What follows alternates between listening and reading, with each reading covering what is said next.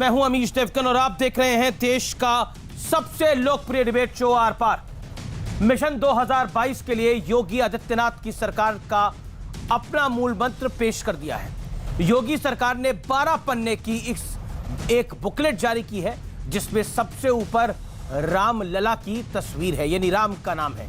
यानी साफ है कि 2022 का चुनाव में राम मंदिर और हिंदुत्व की पूरी छाप रहेगी। इस तस्वीर के नीचे प्रधानमंत्री मोदी और उत्तर प्रदेश के मुख्यमंत्री योगी आदित्यनाथ की तस्वीर है। साथ में नारा दिया गया है, इरादे नेक काम अनेक। लेकिन कुल मिलाकर अगर मैं 12 पन्ने की इस बुकलेट का विश्लेषण करूं तो योगी सरकार 4 मुद्दों पर पूरा जोर लगा रही है। हिंदुत्व का एजेंडा, माफिया पर नकेल, जो मुख्तार अंसारी का हाल किया है, जो अतीक अहमद का हाल किया है, जो विकास दुबे का हाल किया है, विकास का मुद्दा और बेहतर कानून व्यवस्था। लेकिन साथ ही कोरोना के खिलाफ मजबूत लड़ाई के मुद्दे पर भी योगी सरकार खुद को सबसे बेहतर बता रही है। तो उधर समाजवादी पार्टी कह रही है कि बीजेपी ने फिर से राम के नाम पर राजनीति का गंदा खेल शुरू कर दिया है। लेकिन आज सबसे बड़ा सवाल यह है कि क्या 5 साल का काम और प्रभु राम का नाम योगी सरकार के लिए फिर से सत्ता की सीढ़ी बनाएगा? आज इसी पर होगी देश की सबसे बड़ी बहस। राम नाम और काम पर यूपी का संग्राम, क्योंकि 2022 में आने वाले 6 महीने में सिर्फ और सिर्फ उत्तर प्रदेश के चुनावों का शोर सुनाई देगा इस देश के अंदर, क्योंकि उत्तर प्रदेश की सीढ़ी से निकलती है केंद्र की सीढ़ी। तो आज की यह बहस महत्वपूर्ण भी है। आज हम एक एक चीज का विश्लेषण करेंगे कि आखिरकार किस लिए और क्यों उत्तर प्रदेश का चुनाव अहम है।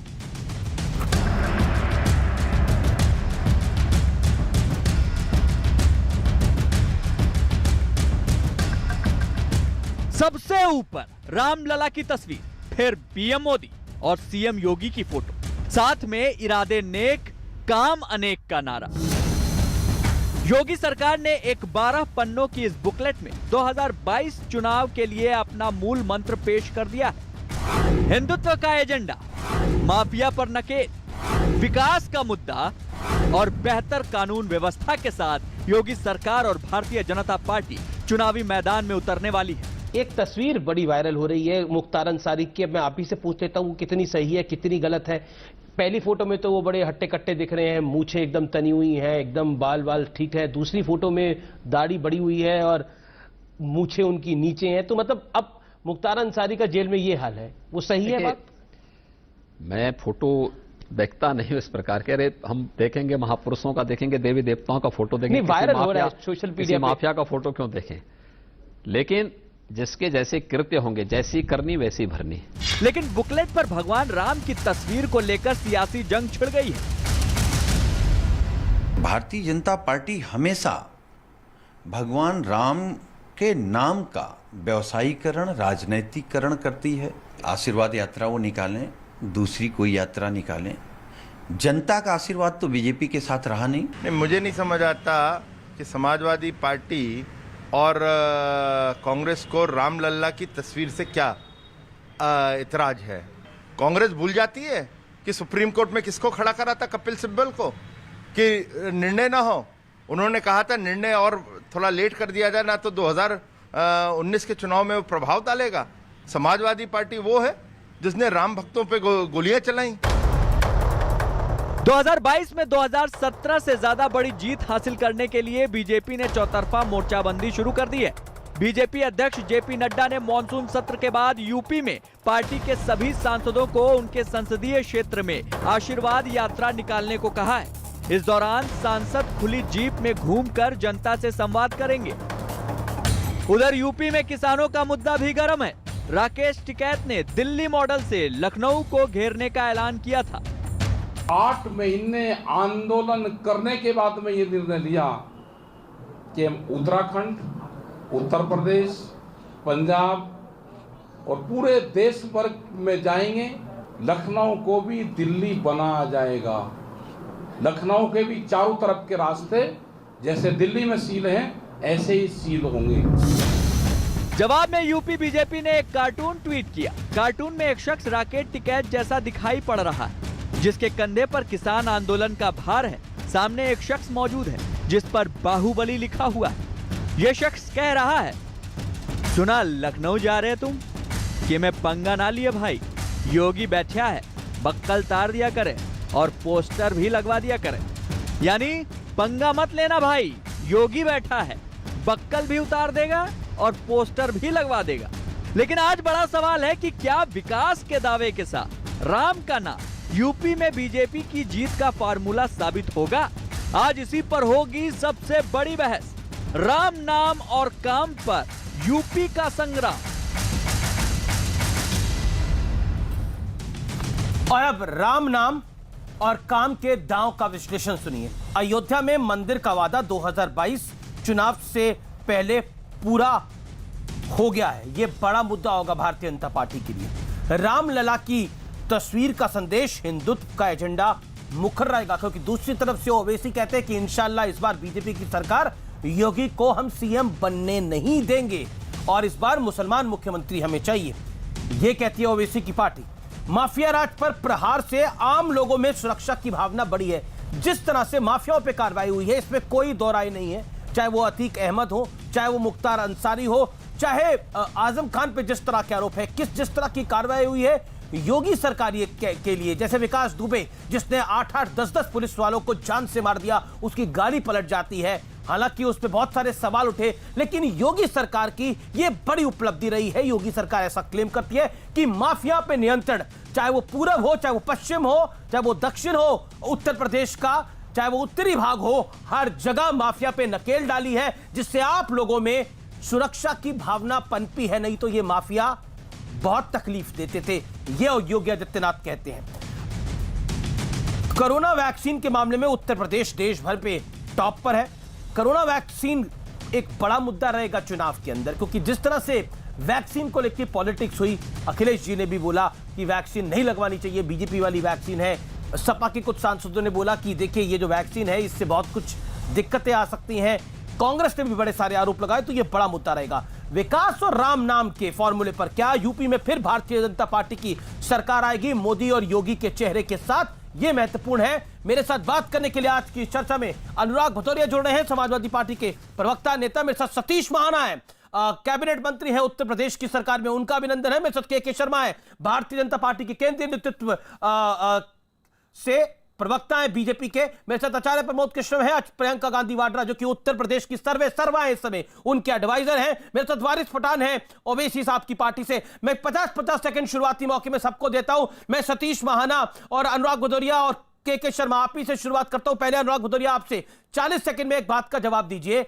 योगी आदित्यनाथ कहते हैं कि हम राम का नाम भी लेंगे, हम काम की बात भी करेंगे, और माफियाओं पर जो हमने कार्रवाई करी है यानी उसमें आजम खान का नाम भी आता है। आजम खान खुला घूमते थे आपकी सरकार में, उनकी भैंसे पकड़ने के लिए पुलिस घूमती थी, अब पुलिस उनको लेके घूम रही है। फर्क यह आ गया है। बताइए अनुराग भदौरिया, कैसे निपटेंगे योगी नाम की आंधी से?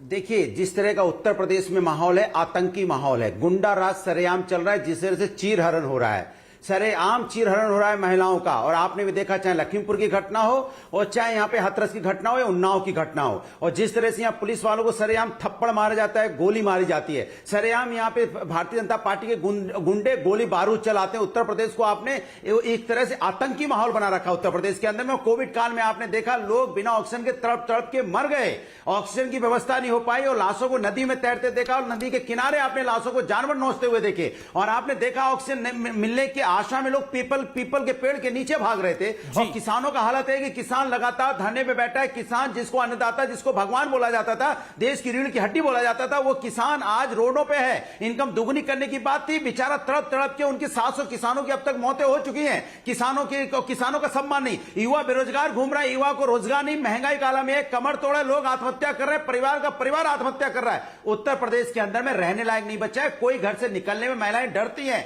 ये योगी राज उत्तर प्रदेश के अंदर में, योगी राज में सिर्फ रहने लायक नहीं बचा है। आप कहां रह रहे हैं अभी? इन्वेस्टमेंट की आप कहां रह रहे हैं अभी? मैं जानना चाह रहा हूं इस समय आप कहां पर हैं? अगर उत्तर प्रदेश रहने लायक नहीं बचा है तो मैं आपसे जानना चाह रहा हूं कि आप कहां पर हैं? समाजवादी पार्टी का हेडक्वार्टर कहां पर है? अरे उत्तर आप प्रदेश कहां में पर है है ना? इस समय? वो बिल्कुल किस बताइए तरह से अनुराग, लोग रह रहे हैं, अगर लोगों उत्तर से प्रदेश पूछो, रहने शाम को लायक 6 बजे नहीं के बाद बचा निकल है, नहीं सकते इस समय प्रभु। मैं भी कार्यक्रम उत्तर प्रदेश से ही शाम कर रहा को हूं। 6 बजे के उत्तर बाद प्रदेश की ये उत्तर बड़ा प्रदेश से आरोप निकल आप नहीं लगा दिया कि सकते, उत्तर प्रदेश रहने लायक अपने नहीं बचा है। उनके नेता आप नहीं कहां निकल रह रहे हैं पाते इस समय डर के अनुराग मारे। जी? उनके विधायक खुद ही शिकायत करते नहीं, घूमते हैं विधायक चिट्ठी लिए शिकायत कर रहे हैं, कि भैया सांसद यहाँ पे शिकायत वो कर रहे हैं, किस तरह मंत्री का शिकायत माफिया करेंगे, यहाँ इन माफिया सब में बाद पैदा में हो गए, निपटूंगा। यहाँ शराब लेकिन उत्तर माफिया प्रदेश पैदा में हो गए, आतंकी जहरीली माहौल है, शराब पीने रहने से लायक लगातार नहीं लोगों की बचा है, मौतें हो रही बीजेपी हैं, के प्रभु। गुंडे हैं। 3 बातें आपने बोली, मैं नहीं जवाब बचा लेने के लिए है, उत्तर सतीश प्रदेश महाना और को के जंगल शर्मा राज के बना पास दिया जाऊंगा। योगी जी ने। Hold on sir, you made your point sir, you made your point. ये बड़ा आपने आरोप लगा दिया कि उत्तर प्रदेश रहने लायक नहीं बचा है, लेकिन अनुराग जी आप कहां पर है? आप लखनऊ में है कि आप मुंबई में है या आप दिल्ली में है या आप कहीं और है या बंगाल में 6 बजे के बाद निकलना मुश्किल है प्रभु। यहाँ दिन दहाड़े गोलियां चलती हैं, पुलिस वालों को आप थप्पड़ कहां मार पर दिया जाता है? पुलिस वालों को आपने बोला उत्तर प्रदेश में रहना मुश्किल है, मैं पूछ रहा हूं आप गुरुदेव कहां पर है? अनुराग आप लंबी कहानी बता रहे हैं, समय जाया हो रहा है। देखिए आपको मैंने 50 सेकंड दिए थे, आपने 1.25 मिनट लिया, आपने बड़े बड़े आरोप लगा दिए। आपने तो पहली बॉल पे छक्का मारने का प्रयास किया ना, तो अब मैं आपसे सवाल ये पूछ रहा हूं कि आप इस समय कहां पर हैं? बताने में क्या हर्ज है? आप उत्तर प्रदेश में ही हैं, लखनऊ में है, गोरखपुर में है, इटावा में है, कहां है, मैनपुरी में है, मत बताइए। लेकिन मैं आपसे पूछ रहा हूं कि कहां पर है? बात तो सुन लीजिए मेरे प्रभु। हाँ जी। अरे तो प्रभु बात सुन लीजिए। हाँ बताइए। महिलाओं से जरा पूछ लीजिए कि आप क्या हालत यूपी में लोगों है से कि पूछ नहीं है? लीजिए, मैं 6 पूछ बजे रहा के हूं, बाद आप डर के मारे निकलते नहीं है कि अनुराग कहां से भाई, गोली आप आएगी, तो कौन किसको लूट के भाग जाएगा। अनुराग भाई, मैं आपसे सवाल पूछ रहा हूं, आप कहां पर हैं? पे तो यहाँ पे चोरी, मैं नोएडा में हूं, लूट मार, मैं उत्तर प्रदेश में हूं, मैं बता रहा हूं, आप कहां पर है इस समय? अरे सर आप कहां पर है बता दीजिए ना, निवेदन तो यही है। मेरी बात अभी भी नहीं समझे। अच्छा ठीक है, मैं आपकी बात समझ नहीं पा रहा, आप सवाल मेरा का जवाब नहीं देना चाह रहे। आप उत्तर प्रदेश में ही है मेरी जानकारी के मुताबिक। हमारा कैमरा तो उत्तर प्रदेश में ही आपके पास पहुंचा है। चलिए कोई बात नहीं, लेकिन उत्तर प्रदेश आपको रहने लायक इस समय नहीं दिखता। बीजेपी गुंडी पार्टी दिखती है आपको, बीजेपी के गुंडे दिखते हैं, बड़े बड़े आरोप लगाए। आतंकी माहौल है उत्तर प्रदेश के अंदर। सतीश महाना, यह आपने बुकलेट जारी करी है, कांग्रेस की तरफ से भी वार हो रहा है, पलटवार हो रहा है आपकी तरफ से भी। लेकिन सतीश महाना जी, अनुराग भदौरिया जो समाजवादी पार्टी के वरिष्ठ नेता प्रवक्ता हैं, वो कह रहे हैं कि देखिए उत्तर प्रदेश में आतंकी माहौल है और रहने लायक माहौल नहीं बचा है। लेकिन आपकी तो बुकलेट में पढ़ रहा हूं, वो कहती है कि आपने इरादे आपके नेक हैं और काम अनेक हैं। ये ठीक है अमीश जी, कुछ लोगों के लिए उत्तर प्रदेश में रहने लायक माहौल नहीं है। ये जिनको अपनी टिकट देकर अपनी पार्टी से चुनाव लड़वाते थे, चाहे वो मुख्तार अंसारी हो चाहे अतीक अहमद, वो स्वाभाविक रूप से जेल में, उनके लिए उत्तर प्रदेश में अब कोई जगह नहीं है रहने के लिए। इनको ये बात सही है, जितने भी गुंडे थे उनके लिए उत्तर प्रदेश में कोई जगह नहीं है, क्योंकि ये उनका नेतृत्व करते थे। इनकी पार्टी के सारे नेता अधिकांशतः उसी आधार पर आते थे जहां पर गुंडागर्दी और भय का वातावरण होता था। उनके लिए रहने के लिए जगह नहीं है, होनी भी नहीं चाहिए। आज उत्तर प्रदेश में कानून का राज है, हर व्यक्ति खुशहाल है, माताएं बहनें सुरक्षित हैं, किसी भी प्रकार का यहां पर डर नहीं है। योगी जी के राज में ये केवल उत्तर प्रदेश ही नहीं, पूरा देश इस बात को कह रहे हैं कि जिस प्रकार से लॉ एंड ऑर्डर के ऊपर कंट्रोल हमारे माननीय मुख्यमंत्री श्रीमान योगी आदित्यनाथ जी ने किया है, शायद देश में कहीं भी नहीं है। तो इनके लिए रहने की जगह नहीं है, वो होनी भी नहीं चाहिए, क्योंकि इनके राज्य में कौन था जिनको ये टिकट देते थे, इनकी पार्टी की टिकट के ऊपर जीते थे, अतीक अहमद। क्या उनको रहने के लिए जगह होनी चाहिए? नहीं होनी चाहिए। क्या मुख्तार अंसारी को रहने के लिए जगह होनी चाहिए? नहीं होनी चाहिए। तो इन लोगों के लिए रहने के लिए जगह नहीं है, इनको अपनी बात वो याद है।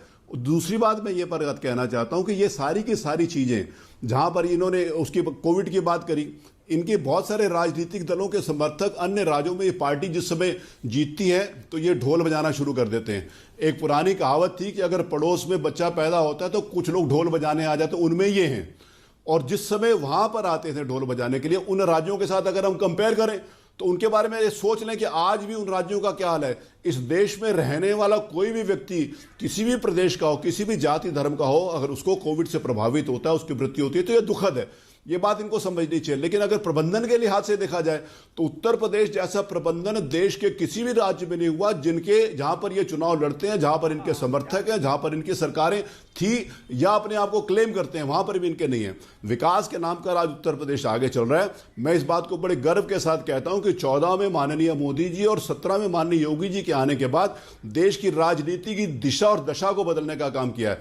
अब गुंडा राज की राजनीति नहीं है, संप्रदायवाद की राजनीति नहीं है, विघटनवाद की राजनीति नहीं है, भ्रष्टाचार की राजनीति नहीं है, अलगाववाद की राजनीति नहीं है। अब केवल एक राजनीति है, वो राष्ट्रवाद की राजनीति और विकासवाद की राजनीति है, इसके अलावा कोई राजनीति नहीं है। ओके, आपको क्या लगता है अनुराग जी, आजम खान जैसे व्यक्ति को जो बीजेपी ऐसा कह रही है, या फिर अतीक अहमद को, या फिर मुख्तार अंसारी को, इन सबको रहने देना चाहिए उत्तर प्रदेश के अंदर, गुंडा राज रहना चाहिए? मुझे तो बीएसपी का नारा याद आता है, चरगुंडन की छाती पर मोहर लगा हाथी पर, जिससे आपने गठबंधन कर लिया था। 40 सेकंड में जवाब सुन लीजिए। जी सर। हाँ बिल्कुल, आदरणीय आजम साहब के ऊपर उन्होंने क्या बनाया? इतनी बड़ी यूनिवर्सिटी बनाने वाले को चोर बोलते हैं।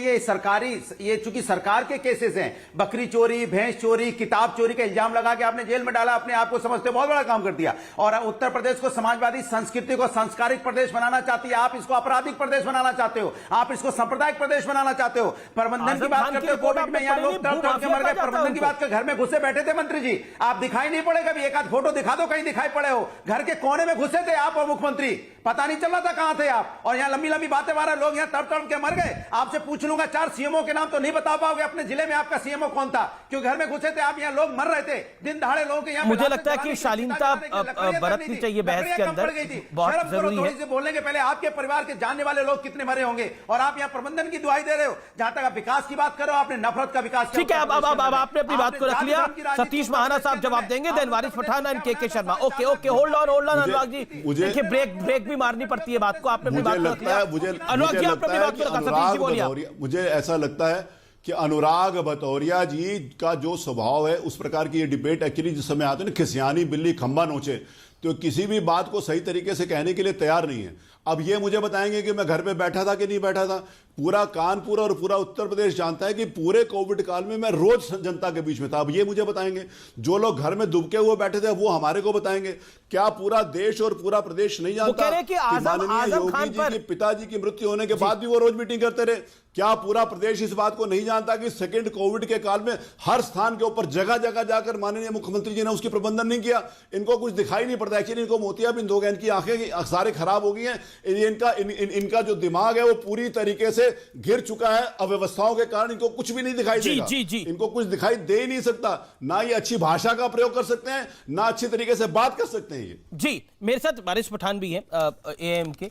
वारिस पठान, माफिया राज पर नकेल, बड़ा मुद्दा, रामलला की तस्वीर सबसे ऊपर, उसके नीचे प्रधानमंत्री मोदी और उत्तर प्रदेश के सीएम योगी आदित्यनाथ। कुल मिलाकर नारा बिल्कुल बुलंद है, और बीजेपी की सरकार ने तय कर लिया है कि इरादे नेक और काम अनेक के साथ वो मैदान में उतरेंगे। आप कहते हैं कि अब मुसलमान सीएम देंगे, बीजेपी कहती है कि हमने माफियाओं का अंत करा है, इसलिए जनता हमें चुनकर वापस भेजेगी। उत्तर प्रदेश में गुंडा राज को हमने तबाह कर दिया है। अमीश भाई, सबसे पहले तो जो किताब पे लिखा हुआ है नेक इरादे काम अनेक, तो उसको चेंज करना चाहिए। फेक इरादे, फेक नियत और काम जीरो। क्योंकि देख लीजिए, आपका ये हिंदुत्व का लेके चल रहे मुद्दा है, लोग राम जी के नाम पर इन लोगों ने वोट लिया, राम जी के नाम पर सत्ता में आकर बैठ गए, और राम जी के नाम पर ट्रस्ट बनाया, उसमें गफला कर दिया, हमारे तो राम मंदिर भी तो बनवा दिया, आस्थाओं के साथ खिलवाड़ कर दिया, राम मंदिर भी तो बनवा दिया कर दिया, उसमें 2 करोड़ की जमीन। अरे वो तो सुप्रीम कोर्ट के डायरेक्शन पे बनाया है साहब। कहां है अमीश भाई, आप तो सुप्रीम कोर्ट का ऑर्डर पढ़ा है कि नहीं? अब बात नंबर 2, ये बोलते हैं कि कोरोना के अंदर हमने इतना अच्छा काम किया। वाह, क्या काम किया कोरोना में आपने? हमने पूरे देश ने देखा, हमारे भाई बहनों की, हिंदू भाई बहन मुसलमानों की लाशें तैर रही थी गंगा के किनारे पे। उन लाशों को छुपाने के लिए पीली चादर डाल दी गई, चादर हटी, वहां कुत्ते उन लाशों को नोच रहे थे। तो उनके घर वालों को जाकर पूछिए कि जिनके लोग वहां पर मर गए थे, उनसे के क्या काम किया योगी ने। 4 से 5 लाख लोगों की जानें चले गई, और अब ये आकर बोलते हैं कि ऑक्सीजन का कमी थी नहीं वहां। अरे कल तो बोलेंगे कोई कोरोना से भी नहीं मरा। इतना तो इन्होंने लोगों का इस इमोशन के साथ खिलवाड़ कर दिया। अब बात नंबर 2, क्राइम कहां खत्म हुआ जरा बताइए। अभी जो चुनाव का वो चल रहा था, उसके अंदर एक महिला के साथ कितनी बर्बरता के साथ उसकी साड़ी खींची जा रही थी, आपने नहीं देखा था क्या अमीश जी? लेकिन वो माफिया देखिए को छू रहा है, और 100% क्राइम तो किसी मुल्क में, किसी स्टेट में कम नहीं हो सकता। वो कहते हैं माफिया राज हमने कम किया है। मुख्तार अंसारी, अतीक अहमद, आजम खान, गुंडा राज चल रहा है वहां पर। योगी तो फेल हो चुके हैं as the CM of Uttar Pradesh. Amish भाई, आप देखिए ना कितने करोड़ों लोगों का रोजगार छीन गया और बोलते आपने विकास कर दिया। बताइए मुझे विकास कहां पर हो रहा है? हाँ विकास हुआ है, पेट्रोल में इजाफा हुआ है, राम मंदिर के बारे में ये बात करेंगे जिनको ना तो राम की संस्कृति मालूम है, जन इनको देश की संस्कृति मालूम है, जो केवल कड़वी बात और गंदी बात करने मंत्री जी का जवाब सुनिए, जिनके नेता और उनके भाई संप्रदाय के नाते से ये बताएंगे ये राम, इनके मुंह से तो राम मंदिर शब्द निकलना ही नहीं चाहिए, इनके मुंह से तो अपवित्र ही लगता है। राम मंदिर शब्द इस देश के हर उस व्यक्ति के मुंह से निकलना चाहिए जो इस देश की संस्कृति को मानता है। ना ये संस्कृति को मानते हैं, ना ये धर्म को मानते हैं, इनको पता ही नहीं है कि देश किस आधार के ऊपर चलता है, इस देश का आधार क्या है, सांस्कृतिक आधार क्या है, ये भी इनको नहीं मालूम। ये बात करेंगे, इनको कुछ नहीं पता जी। ये केवल संप्रदाय के नाते से लोगों को भड़काकर गंदा भाषण देके, गंदी जुबान बोलकर, गंदी नियत के साथ जो कीचड़ और गंदगी के पूरा भरा हुआ हो उस आधार के ऊपर ये बात करते हैं। इनको तो किसी भी प्रकार के किसी डिबेट में लाना ही मेरे को लगता है कि राष्ट्र है। इनको किसी भी प्रकार के कोई बात का जवाब नहीं देना चाहिए। ऐसे लोगों को केवल सजा मिलनी चाहिए, राष्ट्रहितों की सजा मिलनी चाहिए, संप्रदायों को भड़काने की सजा मिलनी चाहिए लोगों को। ओके वारिस पठान, मैं आपका रुख करूंगा। वारिस पठान 30 सेकंड में जवाब दें के शर्मा। अब इसको बोलने नहीं दूंगा मैं। आप नहीं, आप बोलिए, ये क्या मेरी आवाज बंद कराएंगे? अरे उत्तर प्रदेश का आपने क्या कर दिया देखा है क्या? क्राइम बढ़ा दिया है आपने। उन करोड़ों लोगों की नौकरी जो चले गए उसके लिए क्या किया योगी सरकार ने?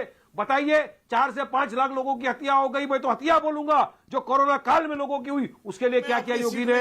कुछ नहीं। अगर नगर निगम के चुनाव हुए तो ये हैदराबाद में हार गए, यहाँ पर जाके भाषण दे रहे हो। हमारे को बताएंगे, जाओ परिवारजनों के साथ माफी मांगो, जाके उनके परिवार वालों के पास जाकर माफी मांगना चाहिए। भाषा आपको आपकी लापरवाही की वजह से दूसरा कोविड का जो वेव आया उसमें 4 से 5 लाख लोगों की जान चली गई। ये जो भाषा आप प्रयोग कर रहे हैं आपकी जुबान और आपके आप मेरे को रोकेंगे बोलने के लिए, आपकी क्या हैसियत है कि आप मेरे को रोकेंगे? 4 घंटा डिबेट चलेगा। मेरी जुबान की बात मत करिए। तुम क्या बोलोगे यार? तुम तो आतंकवादियों के साथ मिले हो, तुम क्या बोलोगे? लेकिन भाजपा के मंत्रियों की जुबान की मैं अगर नहीं कर सकते हम तुम्हारे साथ, तो आप हम तुम्हारे साथ गंदी जुबान का मुकाबला नहीं कर सकते क्योंकि हमारी संस्कृति इस बात को नहीं कहती है। तुम गंदी बात बोल सकते हो, तुम्हारे साथ गंदी बात का मुकाबला हम नहीं कर सकते क्योंकि तुम गंदगी में पैदा हुए, तुम गंदी बात बोलोगे। जुबान के बारे में यहाँ पे उल्लेख भी कर दिया तो आप कुर्सी छोड़ के चले जाएंगे। पे बात करिए, वो 4 से 5 लाख जो जिनकी जाने मुझे लगता है कि भाषा की मर्यादा रहनी चाहिए। मंत्री जी मैं आपका रुख कर रहा हूं। के शर्मा मेरे साथ लगातार जुड़े में। के शर्मा, देखिए बहुत बड़े बड़े शब्दों का इस्तेमाल हुआ है इस कार्यक्रम के अंदर। आतंक की माहौल हो गया है उत्तर प्रदेश के अंदर। उत्तर प्रदेश रहने के लायक नहीं है, गुंडों वाली पार्टी है भारतीय जनता पार्टी। और आप कहते हैं इरादे नेक हैं और काम अनेक है, लेकिन आपको घेरा जा रहा है इन सब पे। और फर्जी मुकदमे आपने आजम खान पे कर दिए। विषयों का जवाब नहीं ऐसा अमित जी, इसका जवाब तो महाना साहब ने बहुत अच्छे ढंग से दे दिया उनको। और जहां तक गुंडा राज्य की बात है तो मैं कहता हूं कि पूरे देश में यदि आप सर्वे करा लें कि इस देश में कोई यदि राजनीतिक दल जिसको गुंडा यानी दल कहा जाता हो, जो गुंडागर्दी के लिए, गुंडा टैक्स के लिए यदि जाना गया और पहचाना गया पिछले कम से कम 3-4 दशकों से, तो वो समाजवादी पार्टी ही हुए। कोई भी इसमें सुबह संकोच नहीं है। तो आप जैसे ही कहेंगे कि राजनीतिक गुंडे, वो समझ जाते हैं कि समाजवादी पार्टी की बात हो रही है। तो इसलिए ये कहना कि कौन गुंडा है, कौन माफिया है, ये सब स्पष्ट है। और इन्होंने बाकायदा अपने कार्यकाल में ये सब चीज करके बताया है कि इस तरह से। और शुरुआत इन्होंने निहत्थे राम सेवकों पर, जो कार सेवक थे उन पर जो गोलियां चलाकर इन्होंने की थी, जिस ढंग से हत्या किया था इन्होंने जो है कार सेवकों का, उससे स्पष्ट था कि किस तरह से एक तुष्टीकरण के लिए ये किस हद तक जा सकते हैं। और इसके साथ ही मैं कहना चाहता हूं अमित जी कि इसको समझने की बहुत आवश्यकता है कि उस समय जब हत्या हुई, जब वो कार सेवकों की, तो ना कांग्रेस, ना बसपा और ना कोई अन्य दल जो उसकी निंदा किया हो, सब मुंह बंद करके बैठे थे, सब मुंह बंद करके बैठे थे। और यही सपा और बसपा ये नारे लगाते थे उस समय कि मिले मुलायम काशी राम, हवा में उड़ गए जय श्री राम। ये नारे लगते थे उस समय उस चुनाव में। तो जो भगवान श्री राम को हवा में उड़ाने की बात कर रहे थे, आज वो बसपा जाकर अयोध्या में मंदिर के सामने एड़ी रगड़ रहे हैं, अपनी पश्चाताप कर रहे हैं। और वो दिन दूर नहीं कि यही काम ये सपा भी कर रहे हैं। अब परशुराम जी की मूर्ति लगाने चले हैं क्योंकि राम जी के प्रति श्रद्धा नहीं, परशुराम जी जो उनके भक्त हैं उनकी मूर्ति लगा के, तो ये जो पाखंड है इन लोग का ये साफ स्पष्ट है। इससे स्पष्ट है कि ये इस चुनाव में इनके पास कोई मुद्दे नहीं है, हमारे विरोध के लिए भी कोई मुद्दे नहीं है इनके पास। ये सिवाय वहां पर जैसे वारिस पठान वहां पर मुसलमान मुख्यमंत्री बनाने की बात कर रहे हैं, मुसलमान मुख्यमंत्री बनाने की वहां अपील करके तुष्टीकरण कर रहे हैं, ध्रुवीकरण कर रहे हैं, यही काम वहां सपा और बसपा भी करने जा रही है। तो इससे स्पष्ट है, तुम्हारी इस परिस्थिति स्पष्ट है अमित जी, वहां जो है सुनिश्चित है।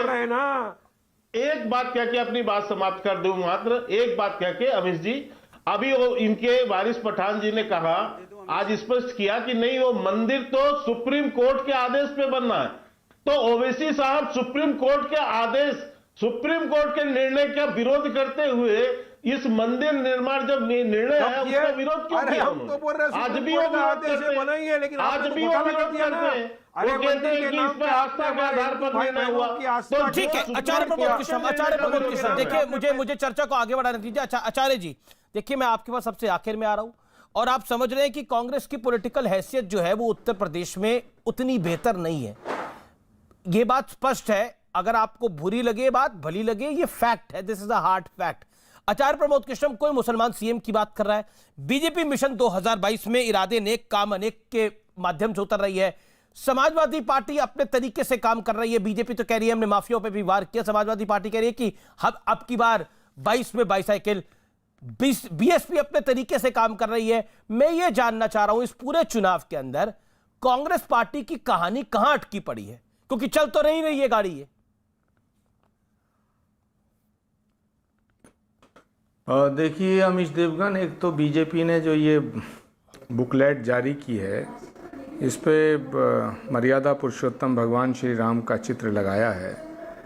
तो भगवान श्री राम हमारी आस्था के केंद्र हैं, हमारी श्रद्धा, हमारे विश्वास और हमारे सनातन धर्म की बुनियाद हैं, आधार हैं। भगवान श्री राम को किसी एक राजनीतिक पार्टी का नहीं कहा जा सकता है, ना किसी एक राज्य का कहा जा सकता है, ना किसी एक जाति का, ना किसी एक वर्ग का, ना किसी एक देश का। अखिल कोट ब्रह्मांड नायक हैं भगवान श्री राम। तो उनको भाजपा ने अपने इस बुकलेट में जो वोट मांगने के लिए इस्तेमाल किया, तो मैं भारतीय जनता पार्टी से बड़ी विनम्रता से पूछना चाहता हूं कि भारतीय जनता पार्टी की सदस्यता भगवान श्री राम ने ग्रहण की, या वो कब आए थे भाजपा के दफ्तर? भगवान श्री राम खुद आए थे सदस्यता ग्रहण करने, या भाजपा का कोई नेता वैकुंठ लोक गया था उनसे सहमति लेने? भगवान श्री राम सिर्फ भाजपा के हैं, ये दिखाने का प्रयास जो भारतीय जनता पार्टी कर रही है, ये भगवान श्री राम की मर्यादा से भी खिलवाड़ कर रही है, हमारी आस्था से खिलवाड़ कर रही है, सनातन धर्म से खिलवाड़ कर रही है, हमारी परंपराओं से खिलवाड़ कर रही है और भारत के संविधान से भी खिलवाड़ कर रही है। ये बड़ा गंभीर विषय है, ये इसको हल्के में नहीं लिया जाना चाहिए। इसको वारिस पठान समझे ना समझे, इसको मैं समझ रहा हूँ और मैं ये सवाल भारतीय जनता पार्टी के आदरणीय प्रवक्ता से करना चाहता हूँ। वो वरिष्ठ हैं, कैबिनेट मिनिस्टर हैं, बड़े वरिष्ठ नेता हैं, वो इस बात का जवाब दें कि भगवान श्री राम सिर्फ भाजपा के हैं। मैं उन्हीं से पूछना चाहूंगा, मेरा पहला सवाल है। दूसरी बात, आपने कहा है इरादे नेक, जी पहले इसका जवाब ले लेते हैं फिर अगले पर आते हैं। आचार्य प्रमोद कृष्ण जी पहले इसका जवाब ले लेते हैं सतीश जी से, फिर अगले पर आते हैं। सतीश जी जवाब, आपको भी काम पे पूरा भरोसा नहीं है इसलिए राम का नाम आपको आगे करना पड़ रहा है? सतीश जी मेरे को ये सवाल मेरे को बहुत अच्छा लगा कि कांग्रेस के एक लीडर से भगवान मर्यादा पुरुषोत्तम भगवान राम के शब्द अच्छे लगे मुझे सुनकर। इन्हीं की पार्टी तो थी जो भगवान राम के अस्तित्व के ऊपर प्रश्न खड़ा करती थी, जिन्होंने मर्यादा पुरुषोत्तम भगवान राम के अस्तित्व के ऊपर प्रश्न खड़ा किया, आज वो भगवान राम की शरण में है। हमने ये नहीं कहा कि भगवान राम भारतीय जनता पार्टी के हैं, जैसे आपने कहा कि भगवान राम इस देश की संस्कृति हैं, इस देश के आराध्य हैं, और जिस समय इस देश की संस्कृति की बात होती है, सांस्कृतिक आधार की अगर फोटो, आराध्य की फोटो अगर कहीं लगानी पड़े तो इसमें क्या आपत्ति हो सकती है? दूसरी बात, इन्होंने ये बात कही है कि भारतीय जनता पार्टी की सदस्यता ग्रहण करी है। मैं पूछना चाहता हूं कि आज भगवान की शरण में सब लोग हैं। श्रीमती सोनिया गांधी रायबरेली से पिछले 5-6 बार से चुनाव लड़ रही हैं। 5 बार इन्होंने कभी भी ना तो राम की पूजा करी, ना राम के मंदिर में गई। अभी जब 2019 में पहली बार जब चुनाव में इन्होंने देखा कि मोदी जी के आने के बाद इस देश का पैराडाइम शिफ्ट हुआ है, इस देश की संस्कृति के ऊपर, इस देश के धर्म के ऊपर, तो पहली बार उन्होंने भगवान की पूजा करके तब वो नॉमिनेशन कराने गई। तब इनको याद नहीं आ रहा था कि ये क्यों गई। जिस समय लोग हमारे को कहते हैं कांग्रेसी कि ये राम के नाम के ऊपर जाते हैं, तो हाँ, निश्चित रूप से हम मर्यादा पुरुषोत्तम भगवान राम को आराध्य मानते हैं, इस देश की संस्कृति मानते हैं, और ये कभी नहीं मानते थे। चुनाव में इन्होंने माना, ये सिर्फ चुनाव में इन्होंने पूजा करी थी। आप उठा के देख लीजिए, आपके पास फाइल पे होगा, जब वो नॉमिनेशन कराने गई थी तो जी आचार्य जी से जवाब लेते हैं। अच्छा, पूजा करी, उसके बाद भी नहीं करी होगी। अच्छा आचार्य जी, इस देश के अंदर, इस देश की राजनीति की विडंबना रही कि लोग इफ्तार पार्टियों में तो जाकर फोटो खिंचाते थे, लेकिन अयोध्या के द्वारे कोई नहीं जाता था। लेकिन इस बार सपा भी गई है, बसपा भी गई है, कोई नहीं जाता था। क्या कांग्रेस जाएगी?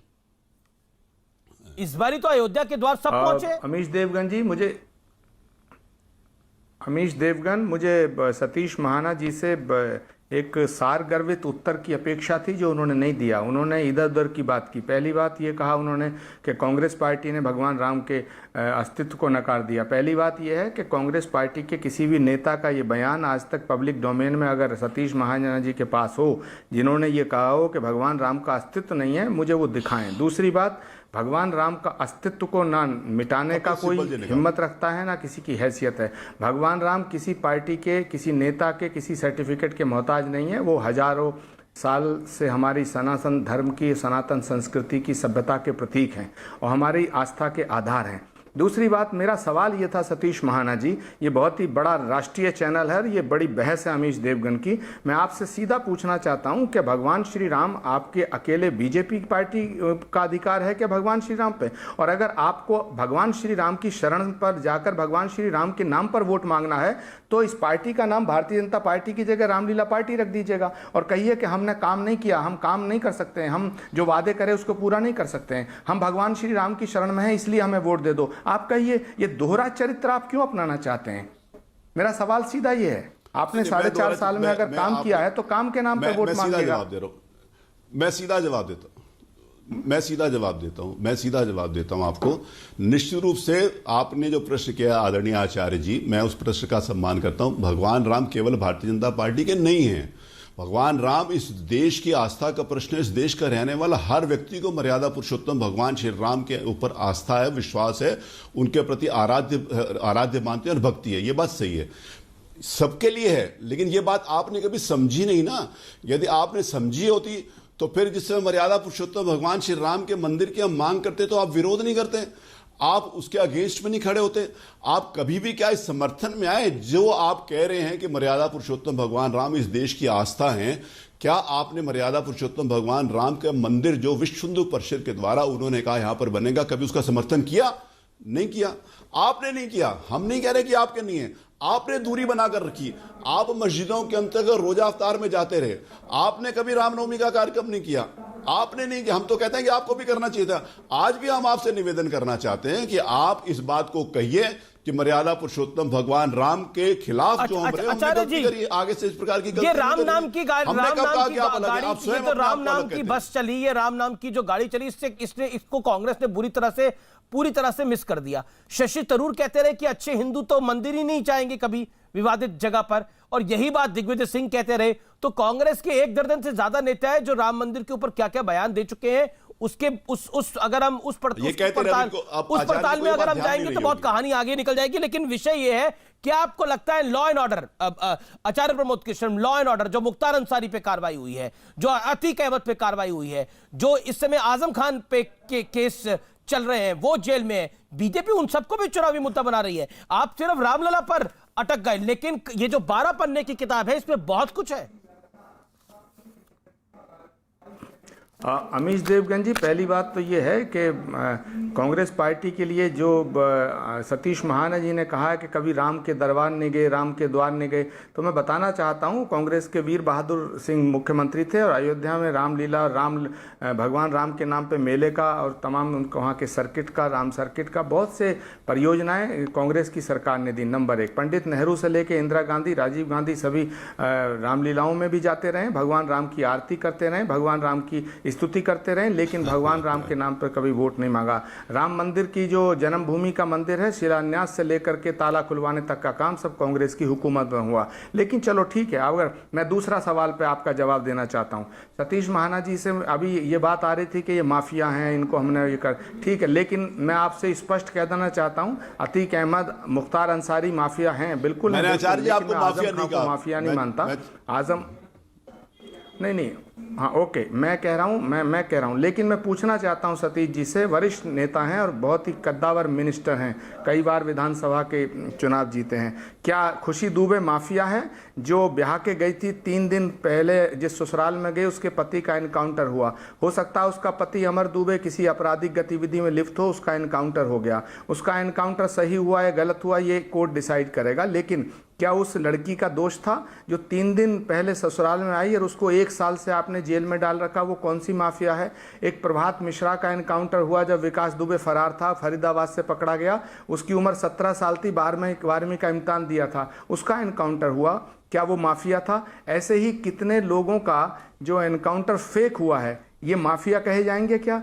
तीसरा सवाल आप इसका जवाब दें कि अगर आपको अपने काम पर भरोसा है तो क्या आप इस सच्चाई को नकार सकते हैं कि कोरोना में हम वाकई फेल हुए, ऑक्सीजन के बिना मौतें हुई, बेड के बिना मौतें हुई, लोग तड़पते रहे, ये फेलियर नहीं है? मैं इस बात पे ये कतई नहीं, देखिए लेकिन 10 सेकंड एक मिनट, बहुत इंपॉर्टेंट पॉइंट है अमीश देवगन, बहुत इंपॉर्टेंट पॉइंट है। मैं ये कहना चाहता हूं, मैं सतीश महाना जी को ये कहना नहीं चाहता कि वो घर में सो रहे थे, मैं जानता हूं सतीश महाना जी ने अपने सामर्थ्य के अनुसार से काम किया होगा। मैं इसकी तारीफ भी करता हूं कि योगी आदित्यनाथ जी के पिताजी का निधन हुआ लेकिन वो वहां नहीं गए। मैं इसकी भी प्रशंसा करना चाहता हूं कि योगी जी कोविड में रहते हुए भी उन्होंने अपने दायित्वों का निर्वहन किया। लेकिन क्या इस सच्चाई से, आप साफ दिल से कहिए, क्या आप इस सच्चाई से नजर चुरा सकते हैं, मुंह मोड़ सकते हैं कि लोग तड़प तड़प के मरे, गंगा के अंदर लाशें तैरी, गंगा के अंदर और तमाम नदियों में लाशें तैरती दिखाई दी, उनके तटों पर तमाम लाशें बिखरी पड़ी हुई थी?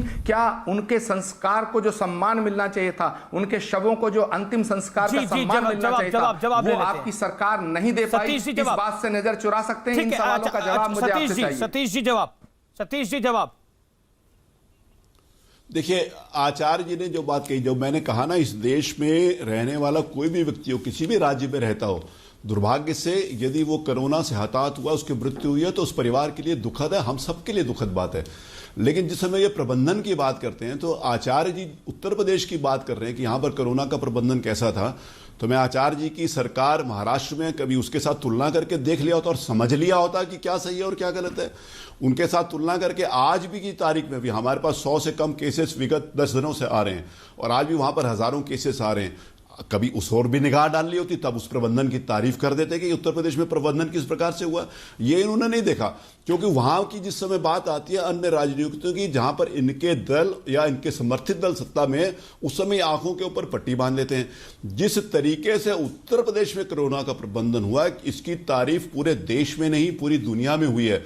WHO ने भी इस बात की तारीफ की है कि जिस महामारी में जो डेवलप्ड कंट्रीज है, जहां पर सारी की सारी बातें थी, वहां पर भी कुछ नहीं हो सका, उसको भी प्रबंधन अच्छी तरीके से करने का काम हमने किया।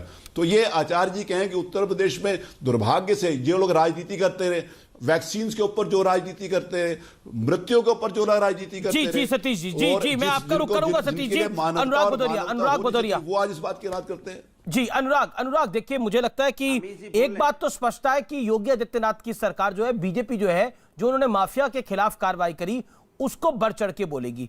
और आजम खान आपकी पार्टी से आते हैं, आपको उनके लिए सिंपैथी हो सकती है, लेकिन सिर्फ उन पर भैंस चोरी का या किताबें चोरी का आरोप नहीं है, आरोप भू माफिया का भी है। तो वो भी बड़े गंभीर आरोप है और अदालतों से उनको अभी तक बेल नहीं मिली है। 80 से ज्यादा केस है उनके ऊपर। क्या आपको लगता नहीं है कि कहीं ना कहीं जो आप गुंडागर्दी की बात करते हैं, बीजेपी तो स्पष्ट रूप से ये कहती है कि गुंडों वाली पार्टी आप है, आप कहते हैं गुंडों वाली पार्टी बीजेपी है। अच्छा देखिए जहां तक आदरणीय आजम साहब का बात है, यहां मंत्री जी बैठे वो भी जानते हैं कि जब सरकार बदलती है तो किस तरह के केसेस लगाए जाते हैं। कोई 302 उनके ऊपर नहीं है ना 307 है। वो जबरदस्ती वाले केसेस, बकरी चोरी, भैंस चोरी, ये जमीन कब्जा कर ली, कमाल की बात है, इतनी बड़ी यूनिवर्सिटी धमका के जमीन लेना ठीक है, आपने उनको जेल में डाल दिया क्योंकि आप मार्केटिंग। सुन तो मैं अपनी बात कर लूं ना, अरे केसेस लगाना अमीर जी सरकार के हाथ में होता है। हमें कितनी बार जेल भेज दी, तो मैं माफिया हूं क्या? मुझे जेल भेजा कि नहीं भेजा? मैं माफिया नजर आता हूं क्या? सतीश महाना जी और हमारे सामने खड़े हो जाए, उनकी एजुकेशन, मेरी एजुकेशन देख लीजिए।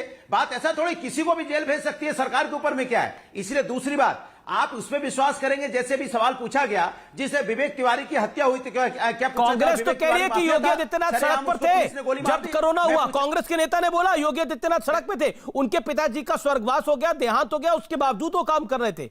अरे मैं पूरी बात कर लूं, किसी के पिता का अगर देहांत हो जाए तो उससे बड़ी चीज क्या होगी?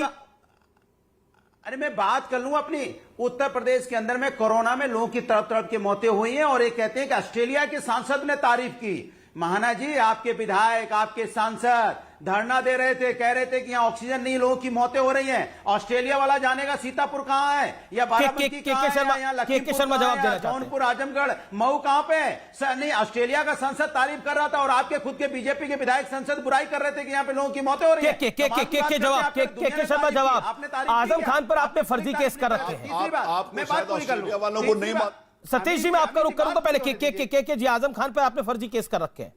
जवाब नहीं, अपनी बात पूरी नहीं हुई अमीर जी। नहीं, ऐसा है। 5 सेकंड। अच्छा ले लीजिए, अनुराग को 5 सेकंड दे दीजिए। के मेरा निवेदन है, अनुराग को 10 सेकंड दे दीजिए। 5 सेकंड ले रख लीजिए। और बताइए, आपने देखा कभी ऐसी सरकार देखी जो लाशें छिपाने के लिए कफन चोरी कर रही हो? ये कफन चोर है, ये इनकी मानसिकता कैसी होगी जो लाशों को छिपाने के लिए कफन चोरी कर रहे थे? ठीक है, जवाब ले लेते हैं। बोला है जिन्होंने पूरे नहीं किए वादे। ओके, के जी जवाब। Okay sir, you made your point sir. इरादे ने कैसे? अनुराग जी, आपने अपनी बात को रखा, वाणी को विराम दीजिए, मेरा निवेदन स्वीकार करिए। बोलिए के। देखिए अमीश जी, अभी इन्होंने कहा जो इनके अनुभव हैं अनुराग भदौरिया के और इनकी पार्टी के, इन्होंने कहा कि किसी को भी जेल में डाला जा सकता है। तो ये यही करते थे ना, 2012 से लेकर 2017 तक इन्होंने यही किया। किसी को भी किसी भी उसमें जेल में इन्होंने डाला, वो अपने अनुभव को गिना रहे हैं। इनको आजम खान जी के करतूत नहीं पता है, उनके जो है अपराध नहीं पता है। जेल में, न्यायालय में बाकायदा सब चीज का संज्ञान हो रहा है, और इसीलिए, और ये जेल में डालने की ताकत रखते थे, छुड़ाने की भी ताकत रखते थे, क्योंकि इन्होंने इसी अयोध्या के ऊपर जो आतंकी घटना हुआ अयोध्या में, उसके जो आतंकवादी थे उसको छुड़ाने के लिए ये कोर्ट तक गए, और बाद में कोर्ट से इनको फिर झिड़क मिली, तब ये वापस हुए। एक नहीं, कई आतंकवादी घटनाओं के लिए। लेकिन ये तो कह रहे हैं आतंक का माहौल है उत्तर प्रदेश के अंदर।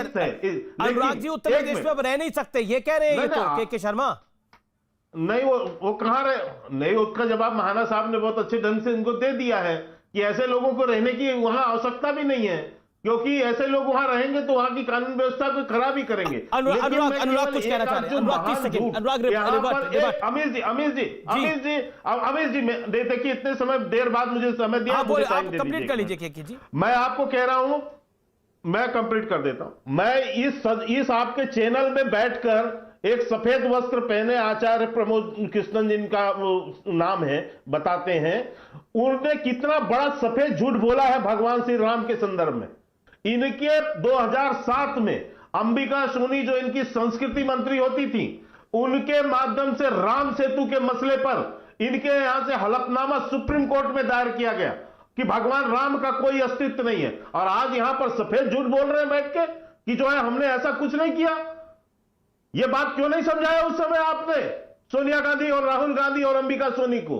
तो इस तरह का बैठकर झूठ बोलना, यही नहीं, आपने हिंदू आतंकवाद जैसा शब्द गढ़ा कि आप हिंदुओं को बदनाम कर सकें। आपने केवल यही नहीं किया, आपने देवी देवताओं के अपमान में कोई कसर नहीं छोड़ी। आपके पूरे कांग्रेसियों ने मिलकर हर जगह गणेश वंदना हो, भारत माता का चित्र लगाना हो, कुछ कहना चाह रहे, कोई तिलक लगा ले, हर को सांप्रदायिक कुछ कहना चाह रहे, कांग्रेसियों का आज इनको समझ में आया। मैं बोलना चाह रहा हूं हिंदू के बगैर हिंदू उसके सम्मान के ये भी आगे नहीं बढ़ सकते। मैं आचार्य आपको मौका दूंगा, लेकिन वारिस पठान कुछ ऐड करना चाह रहे हैं। वारिस पठान, आप रामलला की तस्वीर पे उत्तेजित हो रहे हैं। आप तो मुसलमान सीएम की बात कर रहे हैं, आप कह रहे हैं कि इंशाल्लाह इस बार बीजेपी की सरकार नहीं आने देगी उत्तर प्रदेश के अंदर।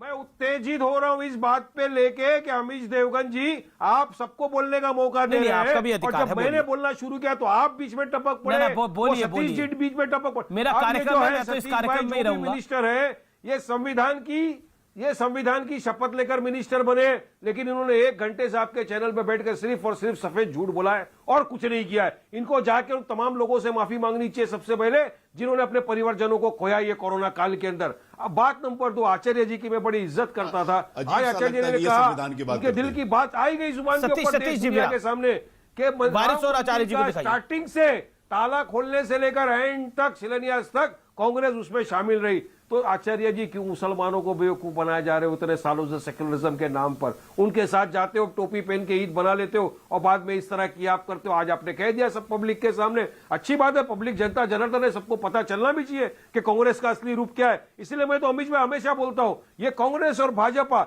एक ही सिक्के के 2 पहलू है, और आपके डिबेट के ऊपर आज क्लियर भी हो गया। मैं यही नहीं बोला, आचार्य जी की मैं इज्जत करता हूं, लेकिन उन्होंने बोल दिया सब बात जो बोलना था। बिल्कुल देश का, यूपी का माइनॉरिटी मुसलमान सबने सुना, सबने देखा क्या हो रहा है। अब बात नंबर 3 जो विकास की बात हो रही है, मुझे बताइए। आचार्य जी उस पर बोलना चाहते हैं। वारिस क्योंकि आपने कांग्रेस को बोला विकास आचार्य जी साल में यूपी में, आचार्य जी वारिस पठान ने बोला कांग्रेस जहां मौका मिलता है वहां टोपी डाल लेती है, जहां मौका मिलता है वो बोलती है राम मंदिर का ताला मैंने खुलवाया। जवाब आचार्य जी, वारिस को जवाब। मैं ये तो बोल रहा हूं, मैं यही तो बोल रहा हूं आचार्य जी। जी बिल्कुल, आपका तो सवाल है, उसी का जवाब आचार्य जी। 40 सेकंड दें वारिस पठान से लेकर लास्ट का शिलान्यास तक हमने कर दिया। अरे बोलने तो दो। आप सब कुछ तो आपने कर ही दिया आचार्य जी। अभी जरा जब यूपी में जाकर बोल भी दीजिए कि राम मंदिर आपने निर्माण किया है, अरे बोलने तो दो, कांग्रेस ने बनाया है, बोल दीजिए एक बार। वहां तो नसीबुद्दीन सिद्दीकी कह रहे हैं, वहां तो इमरान प्रतापगढ़ी को आपने बना रखा है। नसीबुद्दीन सिद्दीकी कह रहे हैं कि अगर मुसलमान हमारे साथ आ जाएंगे बीजेपी 2 पे खिसक जाएगी। बोलने तो दो, अगर आप लोग बोलोगे तो मैं जवाब कैसे दूंगा? हाँ बोलिए आचार्य जी, बोलिए। देखिए वारिस पहले तो मैं के शर्मा जी की बात का जवाब देना चाहता हूं। मैं के शर्मा जी को चुनौती देता हूं राष्ट्रीय चैनल पर। मैं राष्ट्रीय चैनल पे चुनौती देता हूं कि कांग्रेस का कोई ऐसा एफिडेविट जिसमें कांग्रेस पार्टी ने यह कहा हो कि राम का अस्तित्व नहीं है, राम का वजूद नहीं है, या राम सेतु का कोई वजूद नहीं है, या हम राम मंदिर के खिलाफ हैं। अगर कोई ऐसा एफिडेविट है के शर्मा जी, तो अमीश देवगन जी अगली डिबेट में इन्हें बुलाइए, या तो ये राजनीति छोड़ें या माफी मांगें, या मैं राजनीति छोड़ूंगा या मैं माफी मांगूंगा।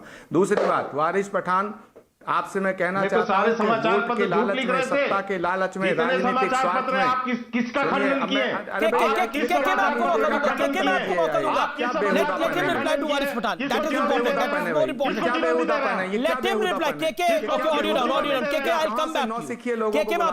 कहां से पकड़ लाते हो इन नमूनों को भाई? नहीं देखिए, शब्दों की मर्यादा रखिए आचार्य जी, अपनी बात को। बेवकूफ बदतमीज नमूने, आप जैसे ढोंगियों, आप जैसे ढोंगी लोग जो आते हैं ना, ये ढोंगी लोग आके जवाब देना बीच में क्यों बोलते हो भाई? पहले इनको कहिए अपना शब्द बीच में बोलते हो?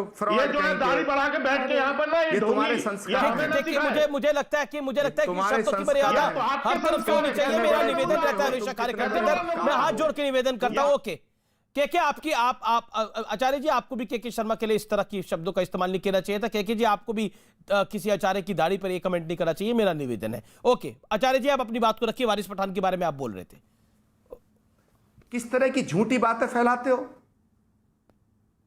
अमीश देवगन, मैं वारिस पठान से कहना चाहता हूं कि कुर्सी के लालच में, राजनीतिक फायदे और नुकसान के चक्कर में इतिहास नहीं बदला जाता। राम मंदिर का ताला खुला जब तो कांग्रेस की हुकूमत थी। इसमें इतिहास नहीं बदला जाएगा कि किसी को कुछ बुरा लग रहा है, भला लग रहा है। वारिस जवाब। अरे तो आप तो यही बोल रहे हो ना, तो इतने वर्षों से मैं झूठ नहीं बोलना चाहता, कहना था कि कांग्रेस ही मेन राम मंदिर के मसले में फसाद की जड़ है। कांग्रेस टाइम में ही ताला खुला, कांग्रेस ने आपने तो बता दिया, शिलान्यास भी हमने रखा, सब कुछ आपने किया, बिल्कुल अच्छी बात है, राम मंदिर करिए आप।